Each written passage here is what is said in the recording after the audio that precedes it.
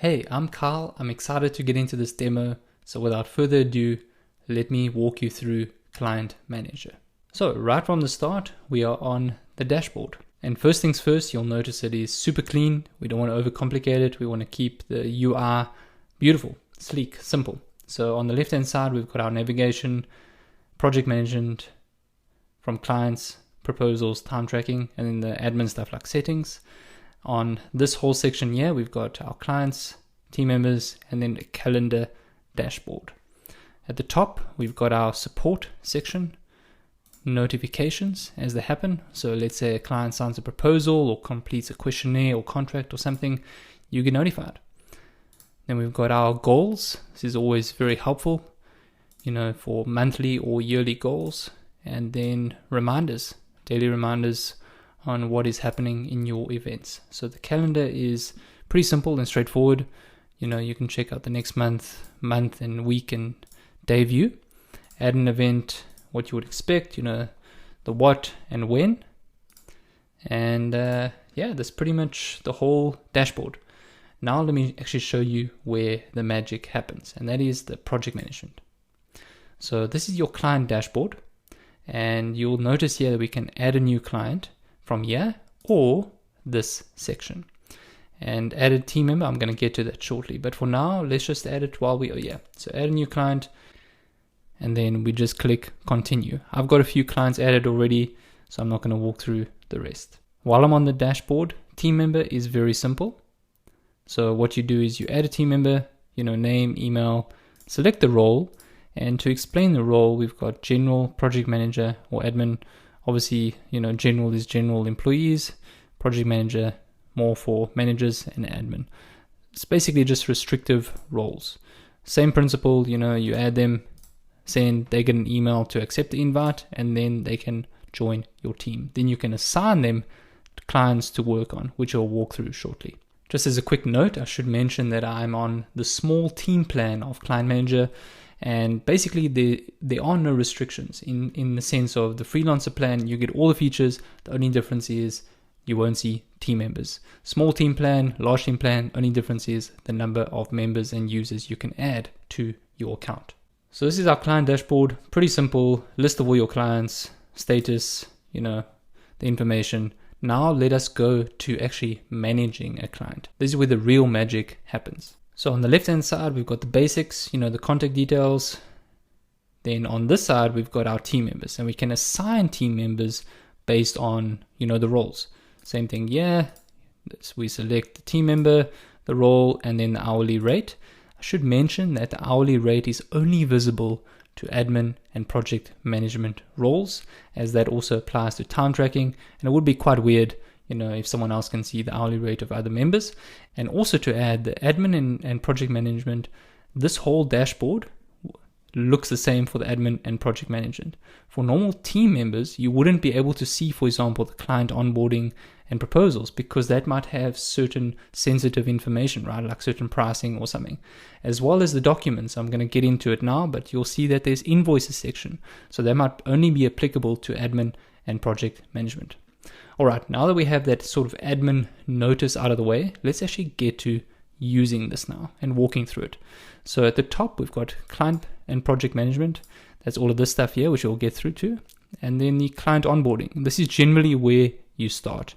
So let's start with a questionnaire, and that is building a custom URL to send to a client, and it's basically a form with all the information. Let me show you how it looks. So now we are on actually an answered form, which I've built up for Bob the Builder, and these are all the answered questions. Here are all his answers, and then also the information, the files that he uploads to it, pending answers. So we can see this, right? Now let's actually walk through building a form from scratch. Let's use the title, Milky Onboarding. So the cool thing about this is we've got some pre-populated questions for your onboarding URL to get the information. But what's nice about it is you can delete it or edit it. Whatever question you don't like or you want to add to, improve, whatever, you can do it. In this one here, logo images, they can upload the files, profile image, all that. We are working on a way to add, let's say new forms or new questions But for now, this is it. Super sleek, super simple. Once you are happy with editing your form, save and preview. Now this is pretty much what the onboarding form will look like to the client. Once you are happy with it, maybe we want to edit some style stuff here. Then we go copy link. From there, super simple, we send it to the client. Now, this is what the client sees. Very straightforward. It explains everything here, what the business does. They fill it out, boom, boom, boom. Just going to show this very quickly, upload their files. There we go. And then save answers. Now, the moment they do this, we will get notified in our notifications as well as on the onboarding form section. All right, now that we've done the questionnaire, let's move on to proposals. So all proposals start off with a default pre-populated proposal. This is actually the proposal template that I use. It's quite simple, but you can edit it, based on what you want. We are working on ways to add proposal library, so you can choose a lot of different proposals. But for now, let's work with this. Let me just walk through how it works. So the main thing is you want the digital signature, right? So you can add your signature, yeah. And what's really cool is we've got 3 different types. You can choose text, image, or draw. But for the sake of this demo, I'm just going to use text.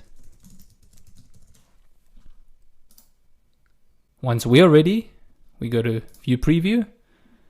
We're happy, copy the link, and now we send this to the client. Once the client clicks on the link, this is what they see. So after they sign up, they can always download the form PDF, go right to the bottom, whoops, client signature. So let's say they also want a text, so they go